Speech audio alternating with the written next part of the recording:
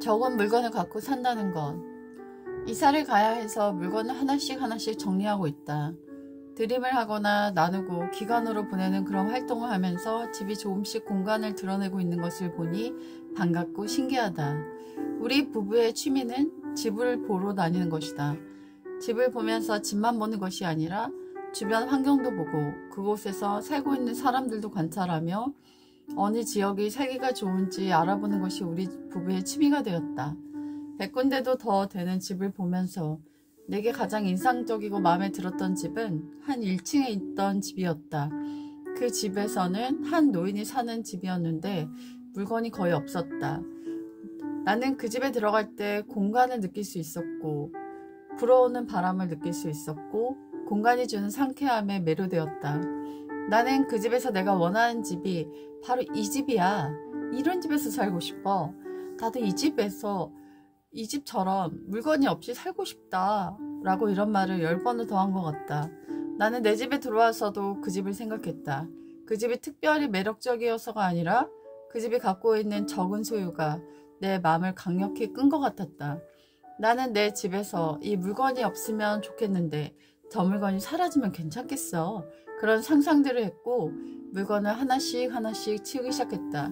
그리고 그것들이 없이도 불편함 없이 잘 살고 있는 나를 발견하게 되었다. 수업 중에 한 아이와 이야기를 나눴는데 아이는 이렇게 말했다.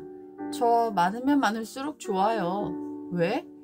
많으면 많을수록 좋은 건 고를 것이 많잖아요. 선택의 폭이 다양하고요. 나는 아이의 얘기를 들으며 생각이 많아졌다. 나는 적을수록 좋던데 적으면 적을수록 시간이 많아져. 그리고 공간도 많아지고 시간이 많아진다는 것은 나에게 굉장한 여유와 창조적이고 생산적인 일을 할 수 있게 만들어줘 라고 속으로 얘기했다. 물건이 적어지면 돈이나 물질적인 것보다는 보다 의미있고 중요한 것에 대한 관심과 마음이 많아진다는 것이 적은 물건을 갖고 사는 가장 큰 장점이 아닌가 싶다.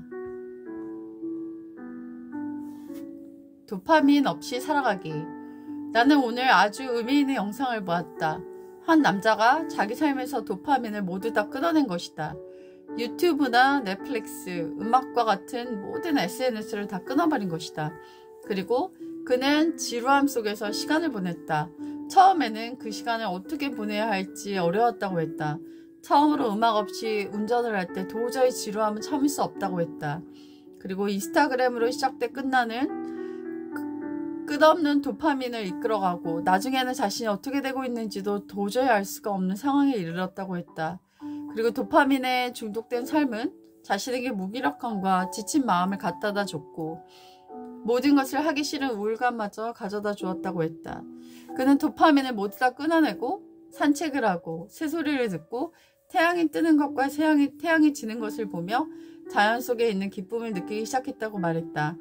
그는 TV를 보거나 방송을 보는 것을 멈추고 자연으로 나가 동물들과 뛰어놀고 운동을 하고 걷고 바닷속에 헤엄치면서 이전에 맛보지 못했던 삶의 기쁨을 누리고 시간적 여유를 알게 되었으며 자신이 갖지 못했던 매우 깊은 집중력을 갖게 되었다라고 말했다. 친구들도 그의 변화를 느꼈고 그에게 무슨 일이 있었는지를 물어보기까지 했다라고 한다. 그리고 그간 삶의 기쁨과 새로운 체험으로 말미암아 다른 사람에게도 도파민을 끊고 자신의 인생을 사는 그런 삶을 살라고 권유했다. 난 이 영상을 보면서 많은 도전을 받았고 나 역시 쇼츠와 같은 도파민에 많이 중독되어 있는 모습을 반성하며 앞으로 이와 같은 도파민을 끊어내 좀 더 나에게 집중되고 더 소중한 것을 누릴 수 있는 그런 삶을 살아야겠다라는 생각을 했다. 난이도 상. 나는 그 아이를 가르치면 자꾸 화가 난다. 노래 부르기 싫어요. 쓰기 싫어요. 오늘 아파서 공부를 못하겠어요. 다른 시험 안 볼 거예요. 이건 너무 어려운 거 아니에요? 선생님 가르치는 방식이 너무 어려워서 힘들어요. 아프다고 갑자기 수업을 중단하면서 보충으로 저녁 시간에 수업을 해주는데도 계속 불평불만을 하니 나도 모르게 자꾸 화가 치미는 걸 느꼈다. 그러다가 내가 쓴 글을 발견했다. 무조건 사랑하기.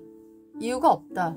그를 사랑하고 기다려주고 더 쉽게 더 천천히 가르쳐야 할 이유가 내게 있는 것이다. 노래가 싫다? 그러면 시키지 않고 단어 시험이 어렵다? 그러면 줄여주고 그에게 무조건 맞춰 해야 할 것 같은 마음이 든다. 자꾸 어렵다. 그래서 기본적인 것을 다시 복습하고 천천히 나갔는데 나보고 갑자기 툭! 도대체 프린트는 언제 나갈 거예요? 라고 얘기를 하니 너무나 황당한 마음이 들었다. 따지고 고집부리고 이기려고 하고 자기 주도로 하려고 하고 말이 많고 반항하고 자기가 무조건 이끌어가려고 하는 아이의 성향을 볼 때 자꾸만 화가 난다.